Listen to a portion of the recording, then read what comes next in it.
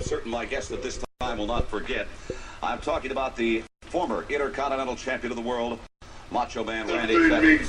Nothing. Nothing means Nothing. nothing means nothing. What do you mean by that? I'm talking about all the way to the top, yeah. Unjustifiably in a position that I'd rather not be in. But the cream will rise to the top, oh yeah. Macho Madness, yes, got more to offer. And President Jack Tunney thinks that I got, yeah. Let me tell you something right now. Cards stacked against the Macho Man Randy Savage in WrestleMania 3. Yeah, let me say it, yeah. Let me say it out loud. And let me point to the president of the World Wrestling Federation. The Macho Man Randy Savage is not happy with your decision, yeah. I am the cream in the World Wrestling Federation. And there is no doubt about it, yeah. You mean Gene Okerlund. You know that I'm the cream of the crop. Oh, wait a minute, though, Randy. I've got to ask you very seriously. Do you blame Mr. Jack Tunney, the distinguished president of the World Wrestling Federation, for Ricky Steamboat being the Intercontinental Champion today? Yeah, I do, yeah. Outside interference, yeah. In my moment of glory. Yeah, no, I'm living in a nightmare. And I am the cream. And now, not only the Intercontinental Heavyweight Championship belt must fall, but the World Heavyweight Championship belt. Because Hulk Hogan, yeah, I am the cream, yeah. The cream of the crop. And there is no one that does it better than the Macho Man Randy Savage. On balance, off balance, doesn't matter. I'm better than you are, yeah. And I'm talking to everyone in the World Wrestling Federation. And I'm even talking President Jack Tunney, yeah. I'm on my way. And nothing is gonna stop me. Nothing's gonna stop me. You know, just out of curiosity, Randy, and I certainly don't want to diminish your tremendous God-given talents, but I'm very curious. I haven't seen Elizabeth lately. Yeah, she's on the outside of the ring. Does she interfere in matches? Yeah. Nothing, zero, yeah. Pure athlete, yeah. And I've been, maligned from the top to the bottom. And because they can't handle the Macho Man Randy Savage, the cream of the crop. Nobody does it better. All right, folks. This is Rebel Rousing Rich Bergeron.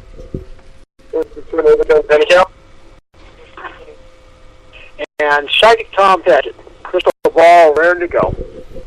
That there was the former interview, a specialist on WWE, WWF first, of course. Mean Gene Okerlund passed away at 76, and he just joined the other guy he just interviewed, Macho Man Randy Savage, who died a few years ago. So, it's a sad one, but obviously he had a full life, and he kind of fell into wrestling by accident. And one thing I never knew that I read here in the failing New York Times, as Donald Trump calls it, it's that Jesse Ventura was the one that named him and gave him the Mean Gene nickname. I was known as Hulk Hogan, because growing up in the 80s and being, when WWF was more regionalized, that's what I watched here. And it was, you always saw Hogan, and it was always, let me tell you something there, Mean Gene. And so I always thought he came up with the name, but that was Jesse Ventura when they were in, Minneapolis together. Growing up, like I said, I'm an 80s kid. So I watched it a little bit growing up when Bob Backlund was champion, but it was funny. It just the way the things worked out. It was like I lived in my one house. We had just like a very basic, television package. So you might catch like some Sunday morning stuff, or if they had something on a Friday night, you would catch it. But when I moved was fall of '83. A few months later, Hulk Hogan, wins his first championship over the Iron Sheik, and it really started to boom then. And we had an expanded cable package. So the monthly shows they would have at the Philadelphia Spectrum, which was our, hockey, basketball arena. Obviously, they had some fights there, and that's where the first few Rocky movies, climactic fights were filmed. I used to get to watch those matches every month, and so every Saturday I'm watching and I'm seeing Gene on there, and it was like and then even like a couple years later, they'd be on Saturday Saturday night's main event, and all the heels would just always torment the hell out of him. And a couple of interviews I remember, one was Jake the Snake Roberts, and he goes, so if you think someone is going to beat me, Mean Gene, you ought to go back to selling encyclopedias. He's a guy who never sold an encyclopedia. You couldn't even do that, could you? And the other time, they're like, listen, you with all the hair, and they're making fun of him and all that. But, I mean, even then, I mean, he always seemed like he was older than he was. And when I heard he was 76, I was shocked, I'm like, maybe because he was just so small and he just looked just like your grandfather. And that's when he was in his 30s. He was younger than I am now, and it still seems like he was like back then still my grandfather.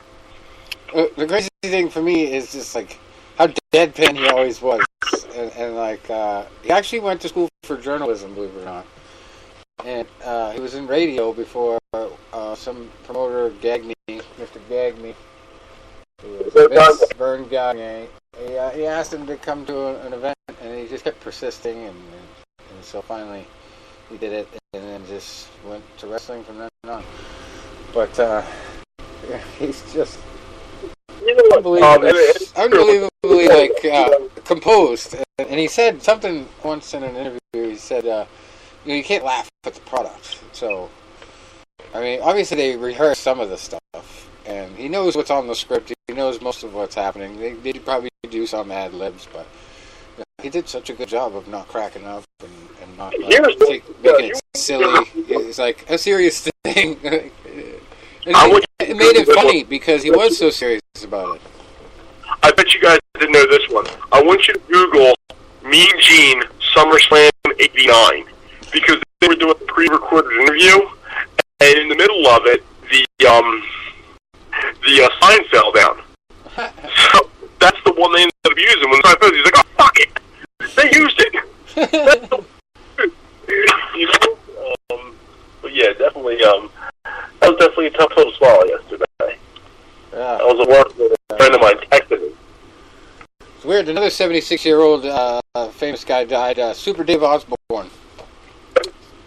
Same. Either the day before or the day after. I don't know. Super Dave Osborne. I used to watch him back when I was a kid. Same era, in the 80s.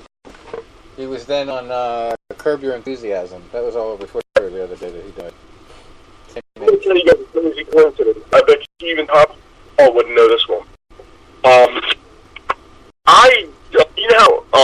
Rich, you'll probably see this a lot, when you're on Facebook and every day comes up with your Facebook memories, and it goes, on this date, you posted this, or somebody posted this on your page, and you became friends with this person.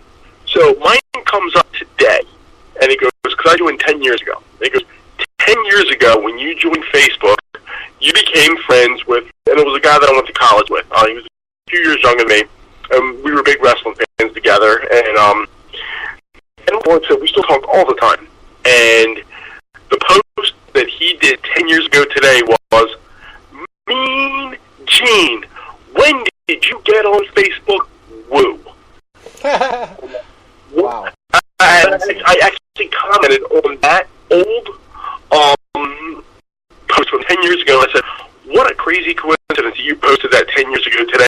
And he goes, would have been crazy if I posted it 10 years ago yesterday. Yeah. Unbelievable. Yeah, so sad news, the passing of Mean Gene, but, there's a few other wrestlers up there. Warrior, he knows him. Together. There on the other side somewhere.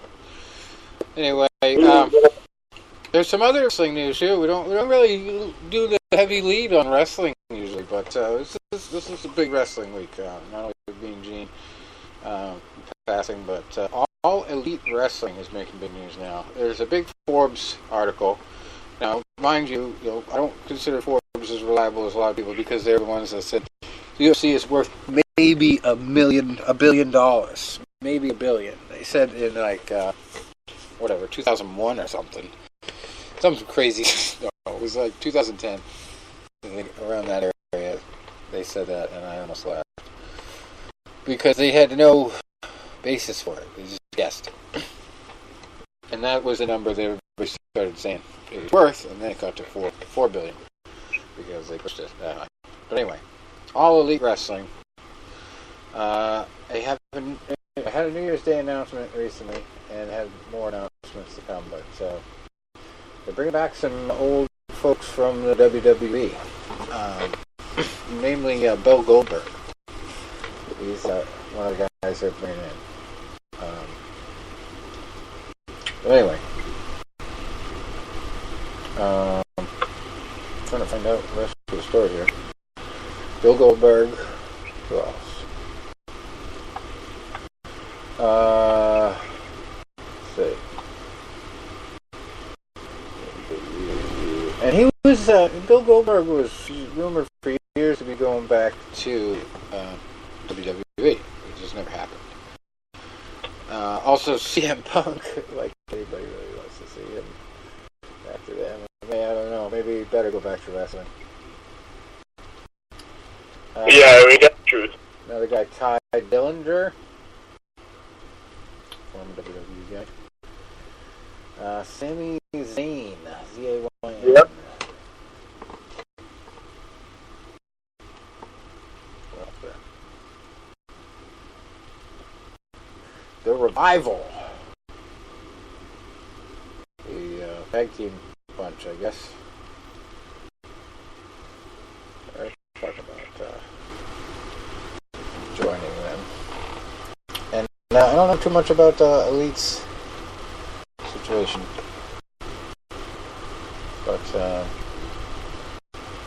yeah, Bill Goldberg was the biggest name. You know, knowing the situation with wrestling and allowing illicit substances on the fly, I gotta wonder what that guy would have to be on to be the kind of wrestler he used to be at his age. He is entertaining as he was, but I don't know. Maybe he does it all naturally. But yeah, we'll see what that what that does. All Elite Wrestling, AEW. I don't know what kind of a deal for TV they have or what's going on, but they have serious financial backing from Tony Khan, whoever that is. Tony Khan. Yeah, I can't say I know him.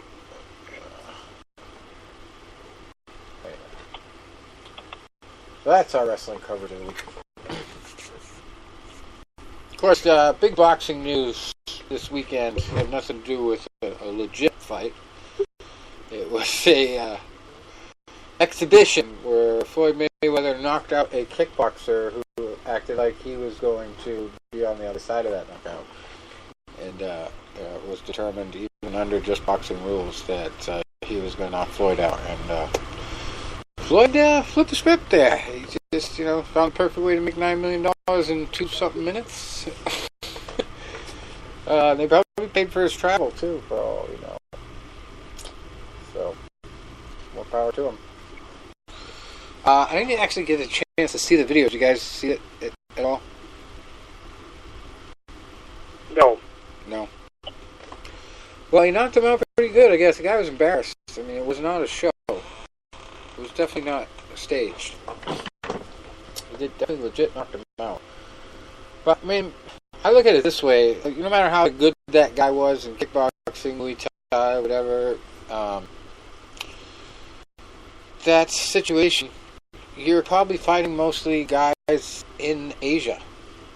Well, I'm not saying they're not good, but they're not Floyd Mayweather. They're not anywhere close to him. So I think the guy bit off way more than he could chew, and Floyd probably really studied a lot of film on him and figured out his game plan real quick. Anyway. Another fun boxing story. Roy Jones Jr. signed with UFC Fight Pass for some promotional events, and he thinks now that brings him closer to a boxing match against Anderson Silva, which would kind of be the other side of the ultimate debate there, boxing versus MMA, and it would be a little bit better, I think, more competitive. than Mayweather versus McGregor. I still think Roy Jones would wipe the mat with him, but we might find out. But I think a couple things I need to write articles about this beginning of this year. Number one, we're going to talk about later, but number two is Dana White needs to get off his ass and do something with this UFC boxing thing. You put fucking sweatshirts out on UFC boxing, and he's off of boxing and all this shit, and you haven't done anything. You haven't got off your ass and promoted one boxing fight beyond something that Conor McGregor dreamed up and made happen, and you just came along for the ride. So, if you're going to do it, having Roy Jones Jr. as a promotional partner would be ideal to do it with. So don't just sign a TV deal with him to broadcast fights. Take another step towards it, and then you can fucking make all the bullshit remarks you want against Oscar De La Hoya, trying to step on your toes with MMA. And maybe you can book yourself against Oscar in the main event one night of the real fight. That's an MMA versus boxing fight I would love to see. Anyway, that's my 2 cents. But Roy Jones Jr. believes it'll happen. He's going to have actually 72 events under this contract. So that's pretty big, significant amount of commerce between the two of them. He's 49 years old, not getting any younger. Probably like to do it before he's 50. Silva's only 43, but he has no boxing record. So he's going against the guy with a 66-9 boxing record. Uphill battle all the way. Oh, absolutely. And for granted, he's well past his prime. You're still talking about the guy that was for the longest time the legitimate up-and-down guy in the sport. Right. So, crazy. Other story, speaking of competition for the UFC, the big PFL, Professional Fighters League, just wrapped up the season. And they crowned 5 millionaires. And there was a big upset in one of them. It was Sean O'Connell over Vinny Magalhaes, who pretty well known in the UFC there for a little while before he got caught. But they had their end of the year New Year's Eve tournament where I didn't realize every fighter got $1 million who won their bracket. But it's kind of funny. There's big Magomedov champion in the UFC. Khabib, Nurmagomedov, but in PFL you got Magomedov. You got 2 of them that won their belts here. Or no, one of them was in another fight. He lost, but no, both Magomedovs lost. Fucking it all up. Right. So Lewis Taylor, he won over Abus Magomedov in just 33 seconds. That got the middleweight championship for Taylor, $1 million he wins. And then Steven Seiler lost to Lance Palmer to get Palmer the featherweight title, his $1 million. Then Brazil's Nathan Schulte got the lightweight title. He outpointed Rashid Magomedov. And then, Sean O'Connell upset Vinny Magalhaes by technical knockout for the middleweight belt. And O'Connell actually retired immediately following the win. What a way to go out. Hey, got $1 million. I'm out. So, he's obviously not coming back next year to defend it. And then heavyweights ended badly for Josh Copeland. Philip Lins finished his undefeated season up by getting a TKO. And then Magomed Karamov, if you didn't have enough Magomeds, submitted Ray Cooper to become welterweight champ. And then he had a feature fight, Kayla Harrison kept her unbeaten streak intact by finishing Mario Charneski in the opening fight. So, it's pretty good stuff. 6 champions, $1 million. Not too shabby. I think they also paid them like a living wage and gave them access to all the training they needed and all that stuff too during the regular season. So it's not like the people that were out of the tournament didn't make any money this year. That's what I heard they were going to do. So it was interesting to see if that format can survive. I'll wait and see. The jury's still out as far as I'm concerned on that. See what else we got.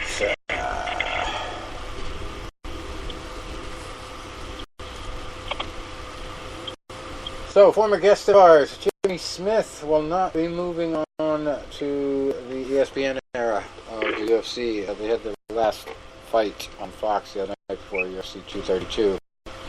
So they're moving to ESPN, and obviously the staff is getting a little bit slimmed down. All the ex-fighters that were on Fox seem to be moving over to ESPN. But actually, one of the biggest hits to on-air personality is going to be the schedule of Joe Rogan, I guess, is going to be basically cut in half.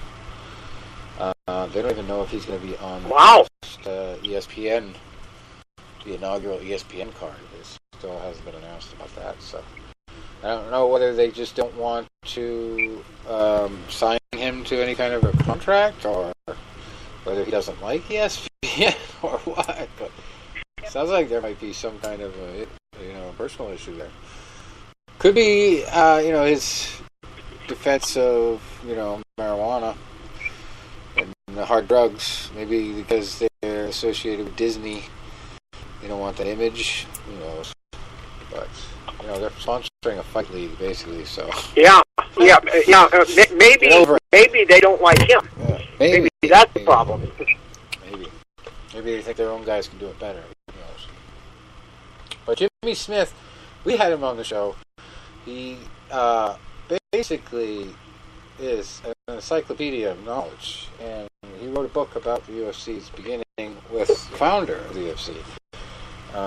So he knows what he was talking about, and I thought he was a great analyst. He's a very fast talker, but I mean, he kind of has a way of taking over a conversation and like making you feel good that he took over, because he leads it in the perfect direction. You know what I mean?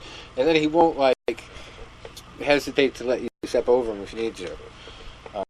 So I think it was one of our best interviews, just because it was very sharp. It just was so smooth the way it went. Like it was pre-planned, and we didn't rehearse anything, and it was on the fly. But somebody's going to get a good announcer, whoever picks him up. And I would suggest, maybe one of these other networks that doesn't have the UFC anymore, maybe just start a one of those shows like Fox Sports has there, between Shannon Sharp and what's the guy's name? What's that guy's name though? Skip Bayless. Skip Bayless. Yeah. That would be a great idea for combat sports. It would be great when combat sports watching just punch the living shit out of him. Yeah. Gets a lot of people's nerves. Anyway, Ariel Helwani had the scoop on this 3 weeks ago, I guess. And then Smith actually just announced it himself the other day. But he was gracious about it. He thanked everybody, and there wasn't any bitter feelings. So maybe he'll come back at some point. But they're basically saying Bisping is going to be cage-side commentary guy for ESPN broadcasts, and then Paul Felder, who has done a lot of broadcasts, he's going to be voicing the fights. Dominic Cruz, Dan Hardy, Dan Cormier, and Joe Rogan has been reduced to just North American-based pay-per-view shows. So, yeah, that tells you something. Anyway, we'll see. We'll see if anything develops. Next year, it's all going to be on the zone. Who knows? we got a couple more stories before we get to the big results. There's one about UFC 232 being moved. We talked about how it affected the fighters, their pay situation, the travel, the weight cutting and traveling at the same time. Obviously, there's a lot of impact on the fighters. But the other impact you don't think of is the people who planned their end of the year, New Year's trips for Vegas. You're going to Vegas. If you're a fight fan, you're going there to celebrate New Year's Eve and see the fight, and then now you're stuck there just to do New Year's Eve.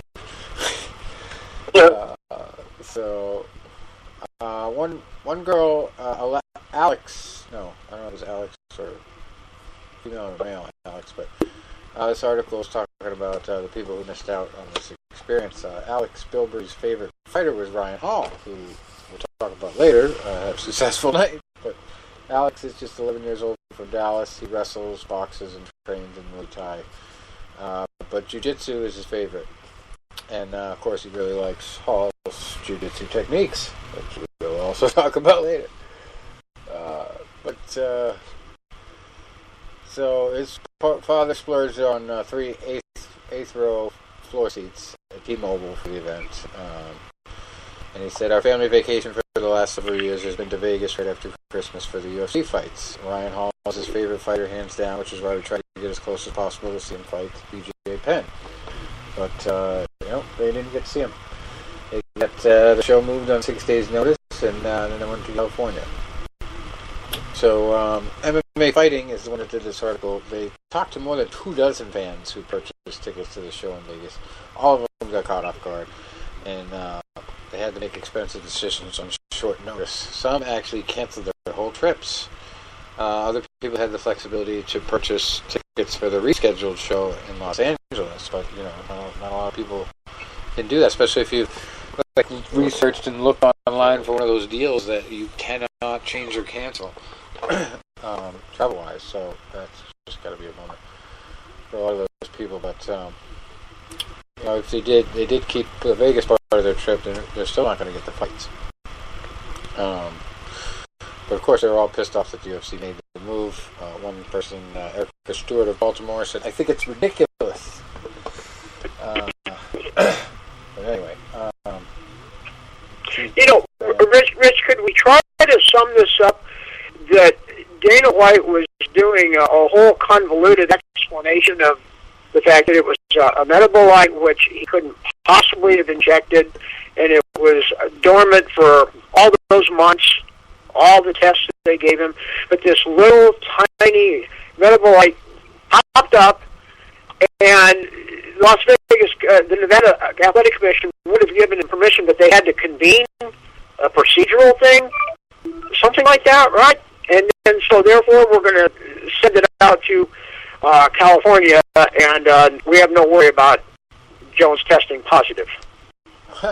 Right. Well, you should. Is that my understanding? I mean, is that kind of where we were at with that?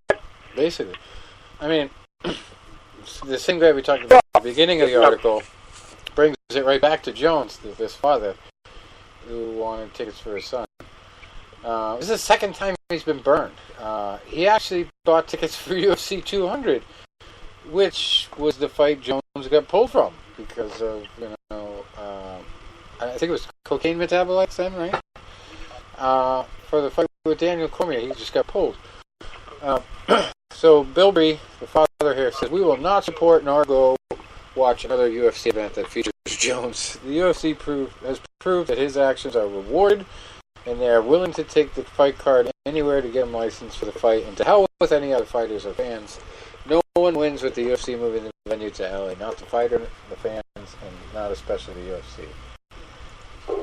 And when you give a guy whatever he wants and set him up so he can make money and do his thing like that, you better make damn sure, image-wise, that the guy is an upstanding and good member of the team, And John Jones just isn't. He's just nuts, and he just has not.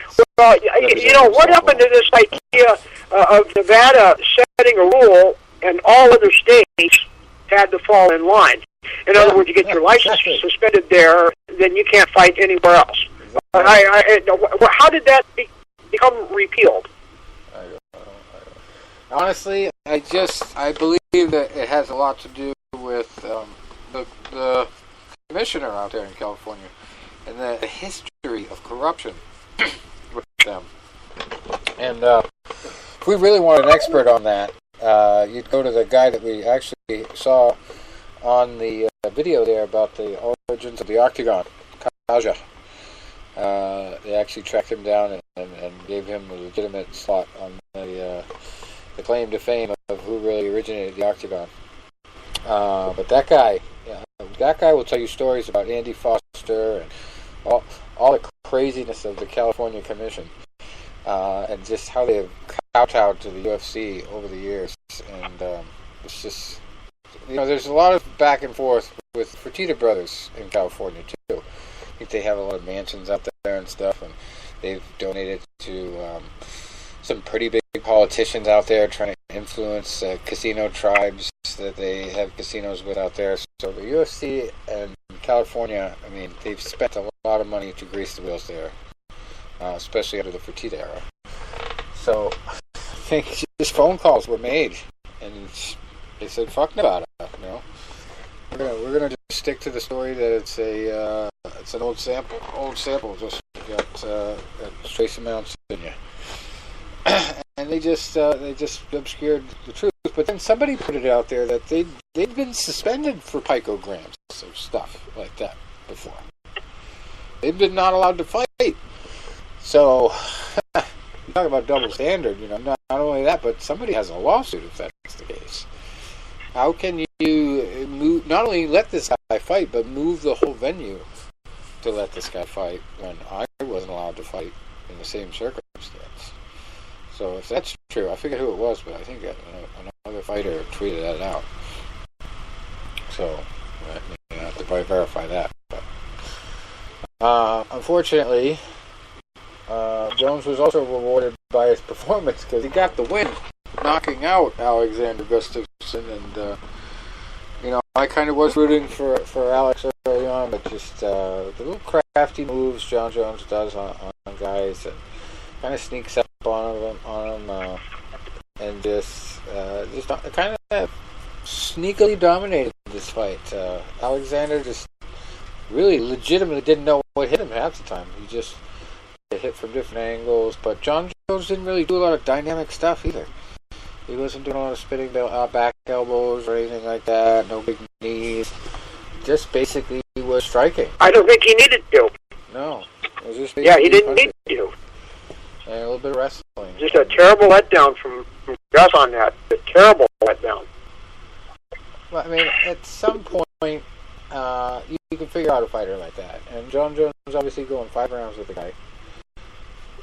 Was able to figure out him enough for the first time to get the split decision. And Gustafsson, while he's had more experience since then, he's also got a lot of tough fights. He's always in war, it seems like. So John Jones, having always been used to dominating somebody, can just feel that point where, this guy is not in the mood for another war.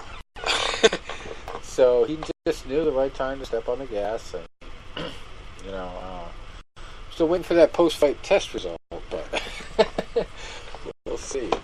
We'll see if he gets popped or anything else. I think he'll be smart enough to have nothing in the system, but even if he does, maybe California. Well, I mean, under the rug. Who knows? I mean, if California's doing the test and they want more UFCs, I get the feeling it's going to be quite clean. Yeah, there won't be a problem. But the story of the night, wow. I didn't let my girlfriend see me, but I almost cried watching this fight. Amanda Nunes knocking out Cristian Justino with just inside a minute into the first round with just tenacity and courage and just picture perfect wild hooks. Like, she was on fire. She basically convinced herself months and months before this fight even happened that this is how it was going to go. And I'll tell you, she took some clubbing blows, but You know, Justino is just so used to dominating girls that she was not ready for the little Brazilian bull. It was over quick. And not only did Justino get knocked out, but she literally got knocked on her head. Her head went first, bounced off the canvas, and it was no doubt about it, like a sack of potatoes. Ouch. I saw it on YouTube, and the thing is, and I'm sure she never she doesn't remember any of it. Probably not. I shouldn't laugh about that, but probably. Yeah. You talk about a girl that worked hard for it. Amanda definitely did. And I thought about this before. After the show last week, we didn't even really make predictions on this card. It's kind of weird for us, especially with a psychic. Well, Yeah. So, And that Amanda one was a tough call. yeah, I don't know who I would have picked. I probably would have went with the Cyborg, because she's just been so dominant. But Nunes left no doubt in people's minds that she is a tough contender, and now she's a tough double champion. And I'll tell you, she is probably the one girl or the one person on the planet that is signed to the UFC who could legitimately defend both titles pretty easily. The other guys, they just either abandon them or they never bother to sign the fight that's gonna keep it. They just keep one belt and keep fighting for it, or they don't balance the two belts. And you get one other chance, TJ Dillashaw. He's going to go for another belt against Henry Cejudo. But even then, he's probably going to have to pick and choose which one he's going to defend. I would give it Amanda Nunes the longest reign at 2 weights. I would definitely say she's going to do it if they allow her to keep it. They don't seem to discourage them, going for it. So I don't think they would discourage girls or guys trying to keep it. So I'm looking forward to who's going to challenge her next, because she is just on fire. The mean woman. Mean. Chris Justino is still looking for the license plate of the truck that hit her. Unreal. Then we have Michael Chiesa against Carlos Condit. And Michael Chiesa is one of those guys that's just been hanging in there, making moves, and now he's bumped up in weight, and the guy is gigantic. He is just amazingly bigger than he used to be. And it just makes his jiu-jitsu game all the more powerful. And you see in this fight how much his muscles have affected his performance, because he was able to do the submission with one arm, a Kimura submission. Usually you have to do a two. You have to do a certain block with the wrist and the hand. And it's very complicated to get the fighter in the right position and be able to get that leverage on somebody with one hand. But he was able to just do it like nothing. And it happened 56 seconds into the second round. Condit was very frustrated from the opening bell, but both of them had kind of a back and forth first round, and then second round was just Chiesa took over, got that move, and it was done.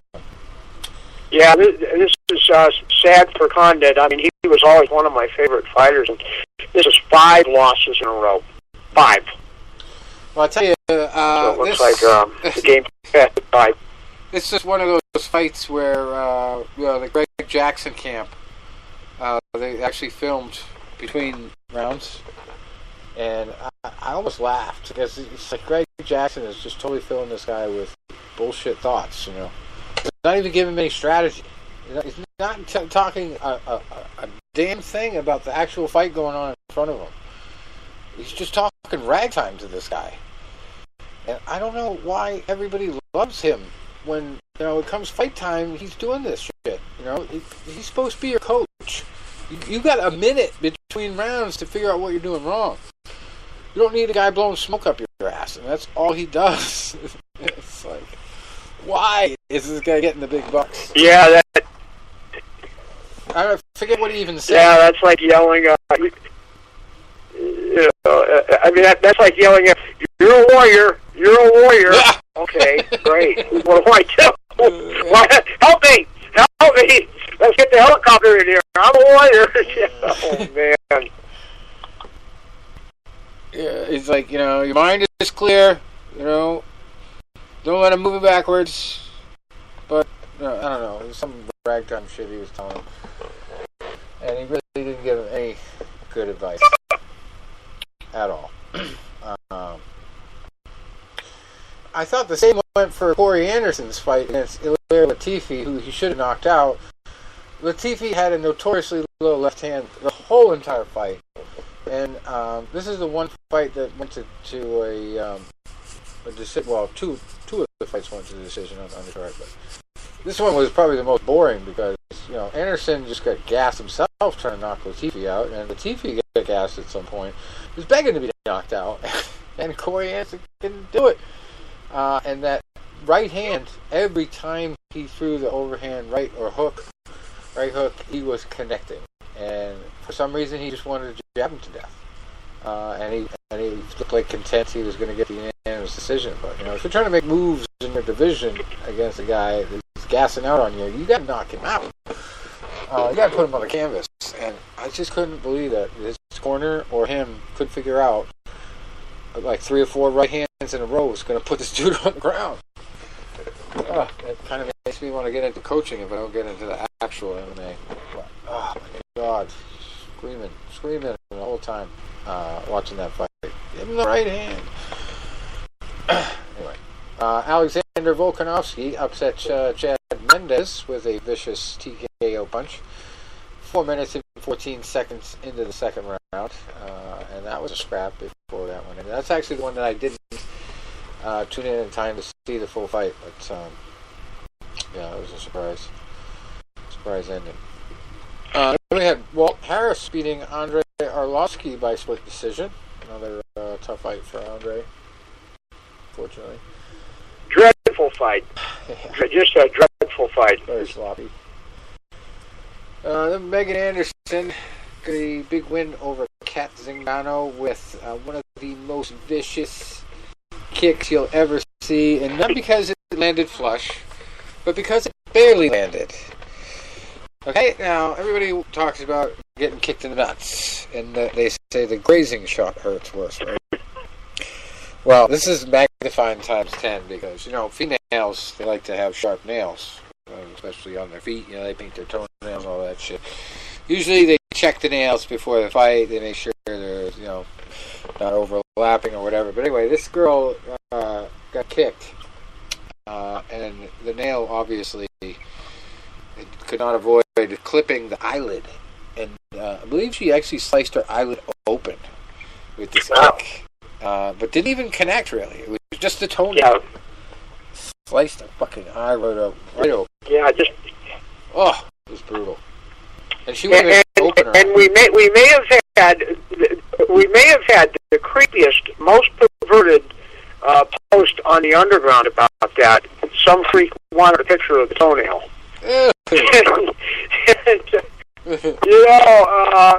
It's saying something. The creepiest post ever on the underground.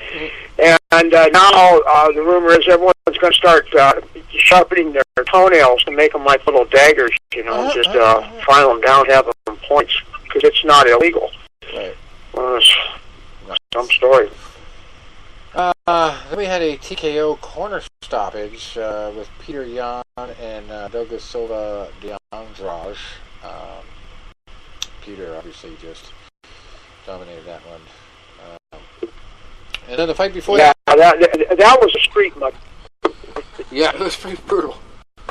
The fight before that was probably the surprise of the night. I believe Brian Hall got a performance of the night bonus for this one. And it was, I think, the leadoff fight in the main card or the prelims? Maybe it was the main card. They just prelims. The prelims. Okay, so yeah. Ryan Hall, we talked about him last week. Did a weird style. He rolls around on the ground. He he doesn't try to stand up and strike with you. He just flops on the ground sometimes and tries to get you to go down there with him. But he's very good at going for these things called heel hooks, which I actually saw a lot of because Massachusetts fighters seem to specialize in them for some reason. And every time I went to a card in Massachusetts, every guy was going for one. So anyway, Ryan Hall. You don't see it. Richie, you don't see him that often anymore either. No. Compared to the early days. No. Because you're kind of vulnerable when you put it on. You got to make it work quick. Ryan Hall, is probably the kind of guy that would, if you ran into him in a dark alley and he started rolling towards you, you just laugh your ass off, and then he would kill you. Because he would wrap you up in something. That's a good way to define him. It's just so deceiving, You're laughing at the guy. You say, what is this retard doing? And then bam, he's got you wrapped up in this thing that you're submitting immediately. And this is BJ Penn, a guy who's never been submitted, I guess, in his career. And he doesn't. I mean, for a guy who's been around as long as he has, he doesn't have a shitload of fights on his record. But I mean, he fought a lot of the who's who of early MMA. So it tells you a lot that he's never been submitted. But Ryan Hall was just so slick. He rolled right onto his leg and latched onto it and flipped him over, and it was done. BJ tapped very quickly and almost damaged his knee because it somehow gets to a nerve in your knee or a ligament, and you can do serious damage with it.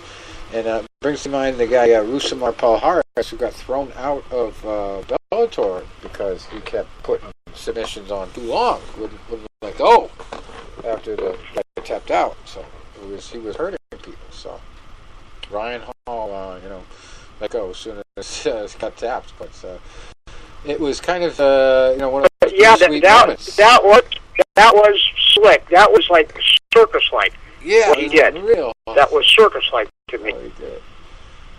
And Ryan was kind of. And a lot of guys were complaining about his style. Well, go beat him, knock him out. Don't let him do it. Right. And it was probably one of the weirdest things I've seen a fighter do. His whole gimmick and game plan that seems to work for him. The only guy I ever seen do anything craftier was Brian Ebersol. He used to punch guys in the leg. Charlie Horse area. Yeah, I remember him.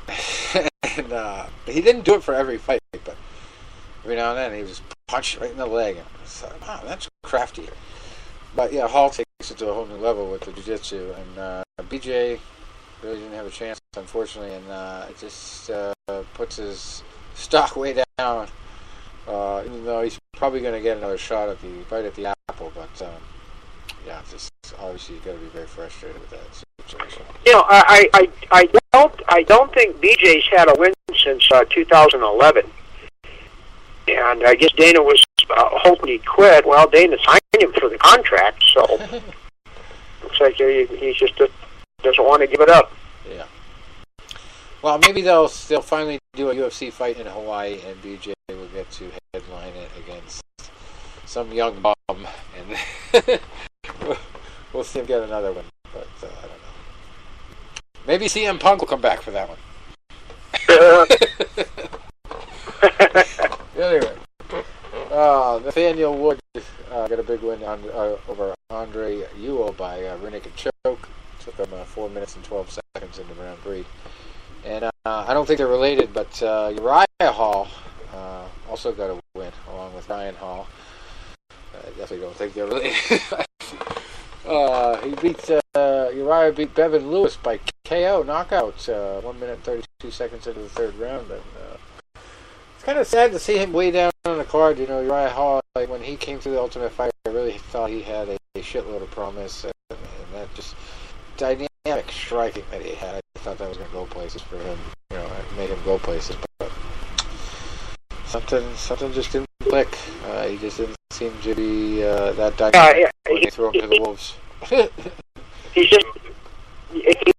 just not consistent. Yeah. I mean, he can look like he can look perfect in one fight, and then he comes back the next time around. It's just not there. Second fight of the night, Curtis Millender beat Sayar Bahadurzada by unanimous decision. And then we had a Darce choke submission in the first fight of the night. Montel Jackson over Ryan Kelleher. 1 minute 40 seconds into the fight. And I guess that's pretty much it, except for the boxing schedule now. And again, we kind of have a light week as far as the schedule goes. For some reason, I guess maybe they're doing all the books and the big promotional companies, and they don't have time to put on events. But it seems like it's just a bunch of little shows the first 2 weeks of the year and the end of the year. But of course, we got overseas stuff going on, and there's a big card in China. Light flyweight, World Boxing Council silver light flyweight title. We've got Jing Jiang, 15-4-2 against Suryan Satorn, who is 59-6. Wen Feng Yi at flyweight is undefeated at 11-0, fighting Jiamain Magramo, who's 22-1. That's for the WBO International Flyweight title and the WBO Oriental Flyweight title. That's pretty much it. Big two there. This is Saturday night. Saturday, January 5th. This is another one of the shortest lists of boxing. Yeah, unbelievable. Nothing really else going on. There's a guy, though, fighting in Macon, Georgia, at heavyweight. His name's Terrell Jamal Woods. His record is 18 wins, 44 losses, and 7 draws. And he's fighting a guy who's 2-3. Well, definitely have the experience back there. Yeah, we have a mismatch of the week, but we need a new category for that one. I think we need to call that the garbage fight of the week. Yeah. 18 and 44 versus 2-3. Yeah. Anyway, last week, probably the biggest fight was another overseas fight. Guy from South Africa, Hecky Budler. He was 32-3 with 10 knockouts until he ran into Hiroto Kayuguchi, who was just 11-0 going in the fight, and now he's 12-0.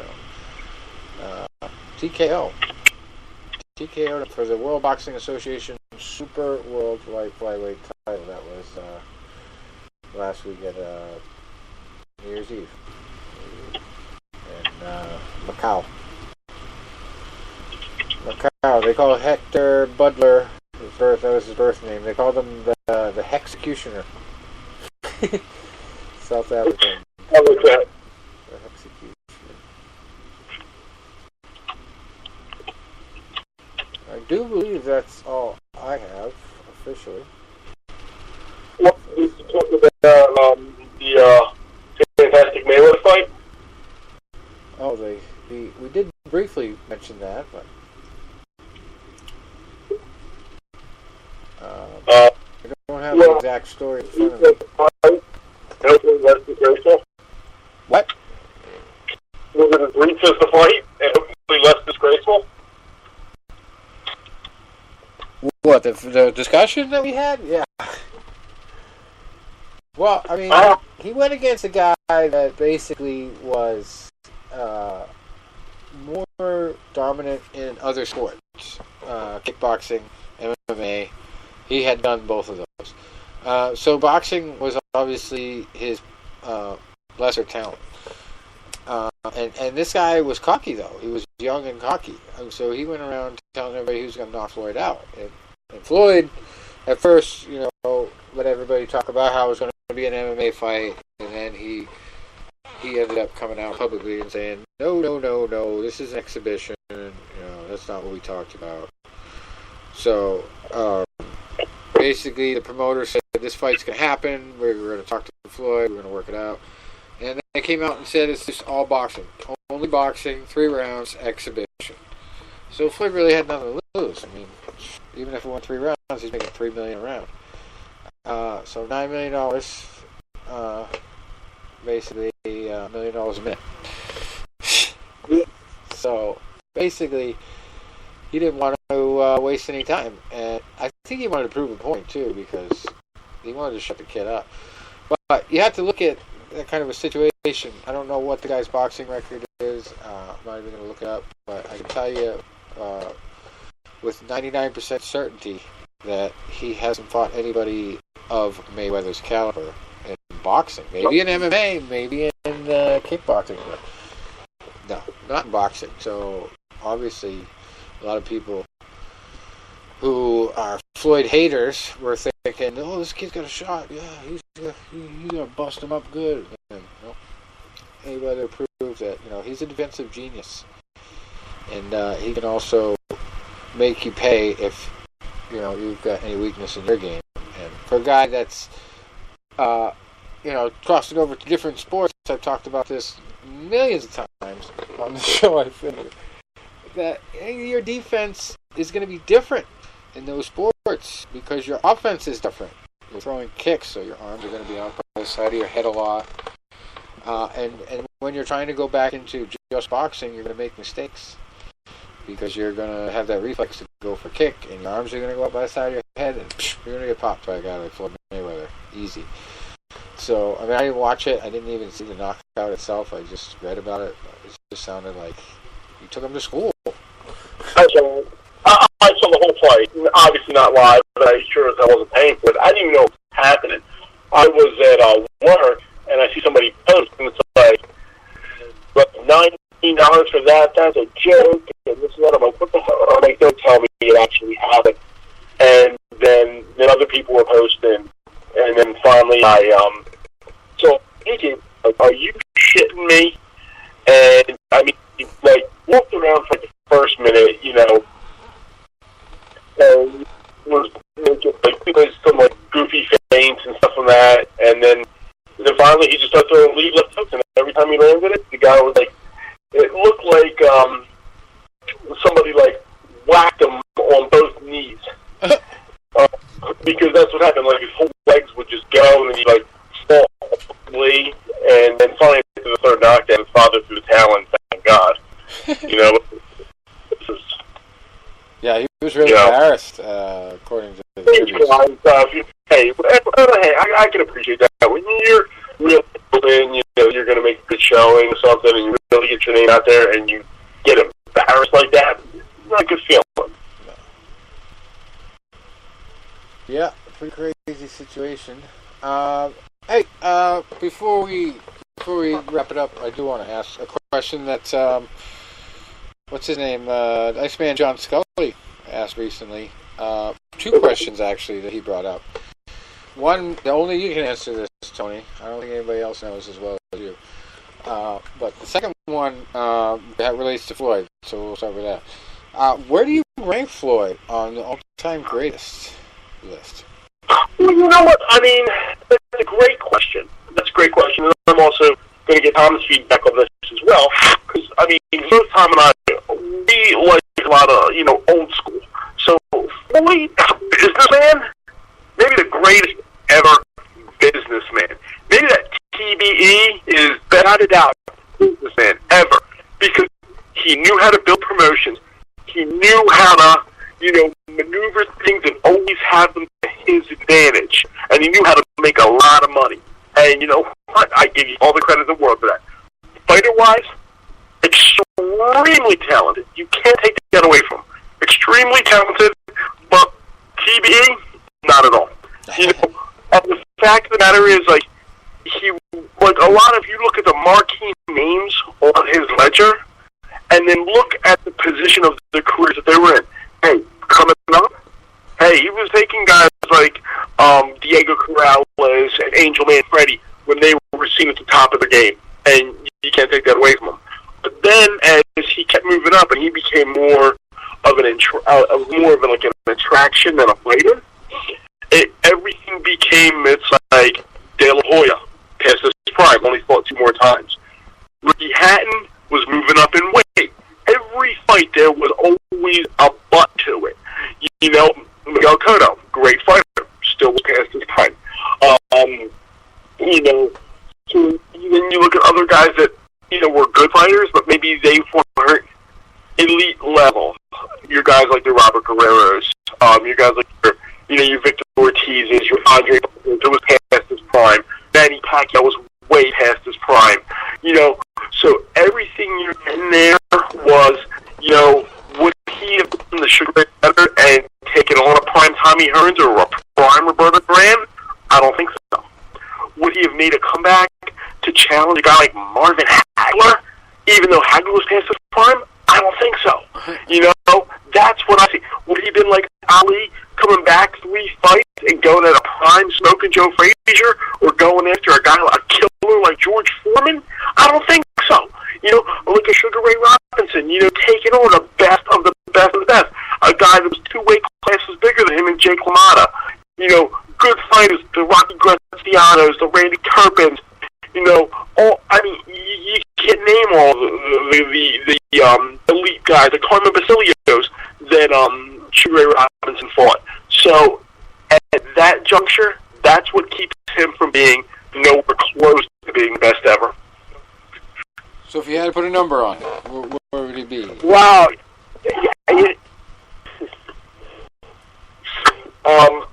I really have to sit down and really think of that. The computer has to be engaged. You got to plug it in. Yeah. All right, Tom, what were we gonna say? Well, that just took the wind out of my sails. I mean, he did my work for me. I would say 50 years from now, are we going to be talking about Mayweather like we talk about the all-time greats? That's the question. They didn't care about their record more than anything. Their attitudes were anytime, anywhere, anyone, and they put on fights, just, the hell with it, let's just do it. And I think, Tony, you just nailed it there. There was an element of risk with all those names you mentioned. There was and I'm not saying there wasn't with Floyd. There was always a chance. But like you said, there was always a but. He fought Canelo before Canelo was in his prime. Right. It was always some qualifier like that. And every one of those names you mentioned, win, lose, or draw, they were putting everything on the line. They knew there was a chance, maybe even a 50-50 chance at times that they would come up short. They didn't care. And that's why we still talk about it. Right, exactly. Well, I said on the Scully post that I would put Floyd 5 to 7 if you factor in his business sense and his character. And you cannot deny that even today he's out of the sport. He's officially supposedly retired. People are still asking who he's going to fight next in boxing. They still want him to fight the up-and-coming champions. And now you have Manny Pacquiao signed with Premier Boxing Champions, and Al Heyman is best buds with Floyd. I mean, he was the only one visiting Floyd while Floyd was in prison. So, pretty intense relationship those two have. And I pretty much guarantee you're going to see a sequel, Manny Pacquiao, Floyd Mayweather 2. It's going to happen. Floyd, after doing something like that and getting all kinds of people behind him and saying, attaboy, there's no way he's not going to want to come back. And Pacquiao's the perfect guy to do it against. But anyway, getting back to the greatest of all time or whatever, he's definitely not the best, but if you factor in every quality, I put him somewhere in that vicinity. But if you talk about skill alone, among the greatest, I'd probably put him between 20 and 25 of all time. But if you ask him, he's at the top. And any type of ego for a fighter, you're going to say that. He's going to say, Vincenzo is better than me. When you're that high, of a prime athlete and a ego type of guy, if you're not going to say, I think Sugar Ray Leonard would kick my ass, you're not going to hear it, Right. And then the question only you can answer, Tony, that Iceman asked the other day, why is Creed already out of theaters? Creed. I saw that. I did comment on it. Basically, I was, saying that's nonsense. I know some people say they haven't even liked it already. No. Why? Well, I don't think movie stay in theaters as well as they used to. Back in the day, it's like a movie would come out in the theater, say, November, around Thanksgiving, and it would stay, probably till sometime around January. because you weren't seeing the at the time VHS release, where you could back then it was like you would get the VHS in the stores like the Blockbusters and all that. You weren't seeing that for a good 6 months. Right. So you wouldn't be seeing that until May or June at the earliest. And to buy the VHS, I remember back when I was a kid, they were expensive. You know, I mean, to buy a VHS of a movie like that, that was like $50, $60, so you would never buy it. What you would end up doing is you would have, like, your cable box with your, you know, pay-per-view channels, and you could, you know, watch a movie for, you know, similar to what you do now, except you weren't on demand. You would look on the cable box to see what the pay-per-view times were for certain movies, and they might say, okay, Creed 2 was going to be on, say, Wednesday at 8 o'clock. Wednesday at 10 o'clock is going to be another movie that just came out, maybe Aquaman or something, whatever, and you have a rotation, so you have to be there at your 8 o'clock, and then you'd have to use that crazy thing called a VCR and tape it. I did that so many times when I was a kid, you know, like all the police academies when they would, you know, come out, because I liked them when I was, you know, 10 years old, and you got the movies, you know, like your Elm Street and your Halloweens that I used to like back then. I remember doing that all the time. I was like, oh shit, the movie's coming on, you know, pay-per-view, and I'd rent it for Mom. Can I rent it for $4? Yeah, just as long as you're quiet. And then that's what I would do. Or, you know, you'd go down to the movie store. If you didn't want to rent it and tape it, you could just rent it at the movie store for a couple bucks, like $2, $3, and then watch it and bring it back the next day. So now it's like, this movie, well, you figure, perfect example, the Halloween movie came out October 21st, I think it was, Right. and shit, it's already, like, where, like, the DVD, I think, is already out. I think it was coming out, like, December 28th. That's 2 months. Wow. You know, the day the movie's still being in the theater that long. Well, yeah, I mean, I think that's part of it, too, and I hope you're not offended by this, Tony, but we're talking about a Rocky movie. So, there's been so many done already that it's like, no matter how good it is, it's probably never going to get Oscar nominated. It's probably never going to be on the award shows at all. It's just because of, it's just a gimmick. It's a series, and I mean, these guys could be great actors. It could be the world's best performances, but a lot of people just look at it as a, you know. Didn't the Creed movie that came out 4 years ago? Didn't Sylvester Stallone get supporting actor on this one? And you know, didn't the movie get at least some nominations? I thought they did. I thought it did. Yeah, they're going to get nominated, but I mean, it's not going to be something people are going to get Oscars for. I heard. Did you hear who's up for Best Supporting Actor in this one? Adonis. I mean, Michael B. Jordan. Oh God, no! I mean, he was good as the lead actor, but I heard the Best Supporting Actor is going to me. Oh, I knew that was coming. I should have fell for that one. No, that's awesome. But yeah, I did see the. We talked about that last week. I saw that clip that you showed. But we'll definitely be looking for that. But you know, funny story about VCRs. I've got the Mike Tyson versus Buster Douglas fight on VCR tape somewhere. Me too. I've also got George Foreman, not versus Moore, but I think versus Jerry Cooney somewhere. The Key to the Season it was called. It's funny. Jerry Cooney's got a really popular boxing show, a podcast that he does. Really? I did not know that. Yeah, which is shocking to me, you know, because the guy took a lot of hits. I haven't listened to it, but I think he's on Spreaker. I think he's on the same thing we're on, because a lot of people, even though they don't host their show on there, they list it on there. So, it's a pretty big platform. But anyway, yeah, so I think a lot of it just has to do with, you know, no knock to the Rocky series, but a lot of people just look at it as, oh, another Rocky movie. And they're not going to put it, you know, as a priority in the awards and the PR scene that all the movies get wrapped up in, you know. So a lot of it, too, was they might not have hyped it as good as they could have. You know, they did do the rounds of the talk shows and stuff, and Michael B. Jordan went on all the late-night shows, but when the movie was airing and stuff, you didn't hear a lot of hype. You know, they didn't put out a lot of... They put out some commercials here and there, but there really wasn't a lot of media interaction to try to keep the buzz going. So the people that produced it and marketed it could have done a better job there. I mean, they hyped it up to begin with, but it just didn't seem like they wanted to keep it going. It was just a quick hit, and they're out of theaters. Yeah, because I know even a few people are like, oh, we want to go see it this weekend. And I'm like, oh, okay. Hope it's still out for you to do.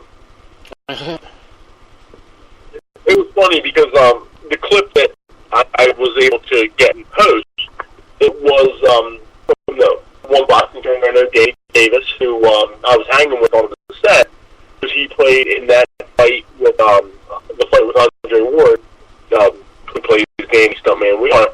He was pretty like second, he was chief second, behind Sylvester Stallone. So he posted the clip, and it starts as Wheeler is on the canvas, and then that's like when I saw myself. So of course I stole the clip, and then I did the screenshot. I'm like, there I am. Yelling. Awesome. People like his facial expression, like that's right, 80. I didn't even have to training for that. That's all natural. Well, I'm sure there will be another Rocky movie filmed in Philadelphia at some point, and you'll just keep notching up your performances. He's done with it. He's stepping down, and I mean, of course, he said that the last 3 times, so never say never. But it might take you 50 years, but you might end up being the next Mickey.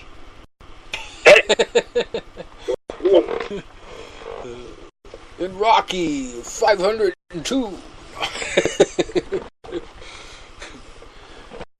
Well, the tough thing is, though, now that Sylvester's getting so old, it's really going to be hard to make too many more of them, because how are you going to make it without him?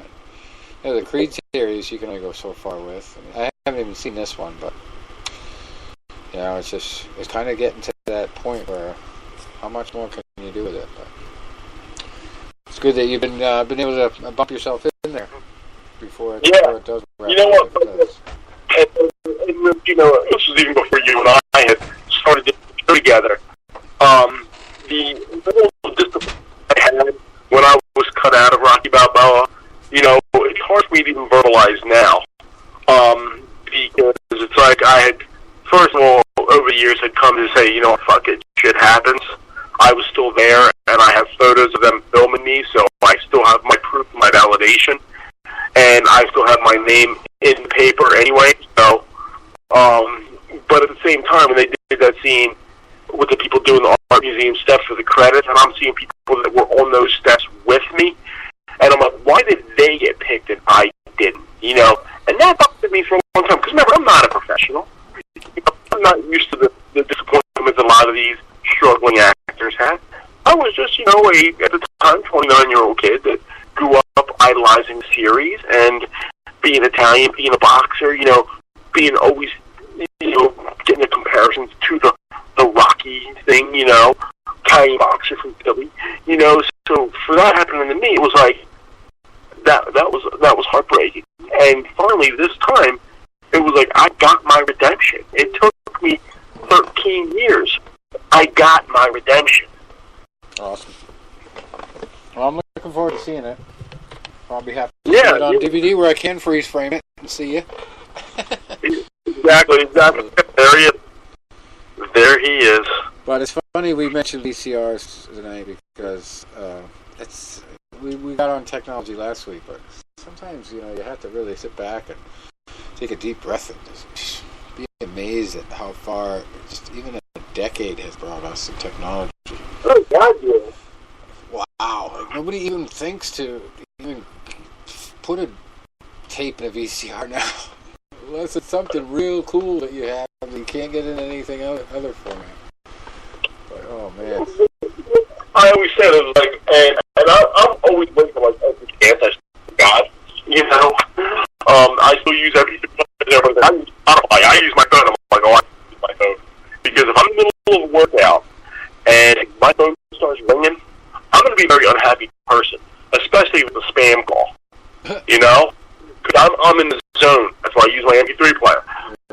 took me a long time to go to a VCR to a DVD player. Well, and then, of course, shortly after I did that, my running joke was I stopped renting movies after I went to the DVD player because I don't know how to rewind DVDs, and I don't want to be unkind and not rewind. and then people, and why people that know me take the things I say seriously. You're going to be buying DVDs, and I'm like, I know. Wow, you really underestimate your intelligence, huh? Yeah, I guess so. I guess like when I think people are like, wow, he really is stupid. The joke's on you.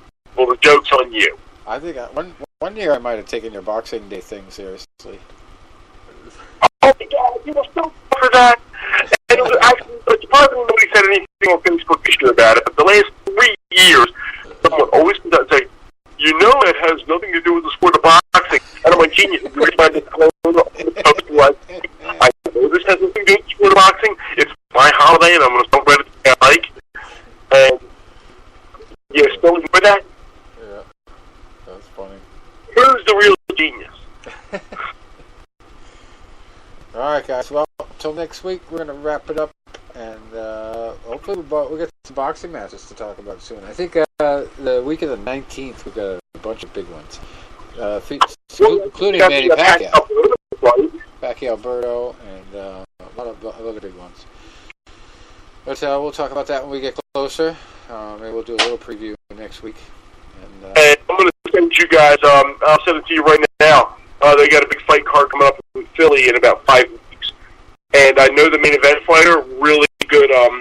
Actually, I got a couple of Italians on the card. Young Italian, I think he's a bantamweight, 122-pounder, undefeated. And he's, I think, like 14 or 15 and 0. His name's Christian Cardo. Really talented fighter. He's fighting a step up, fighting a tough, I think it's Puerto Rican southpaw, which is going to be a nice little test for him. And the other guy making his pro debut was a heavyweight, won some Golden Gloves tournaments, and he trains at my old gym.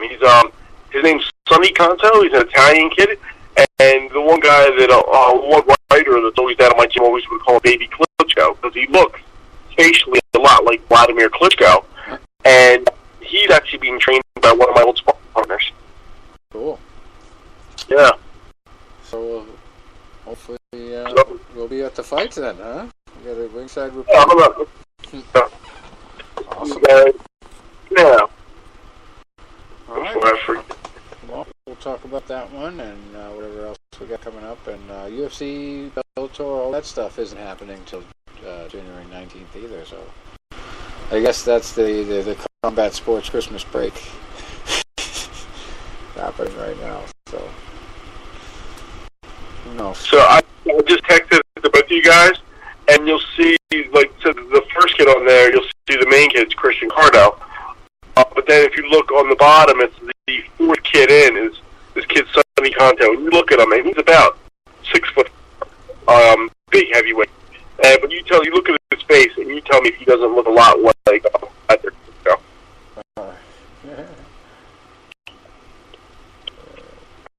All right, guys. Well, till next week. Thanks for stopping by. Great show. Next week, bud. Sounds good. Right, over and out. Adios.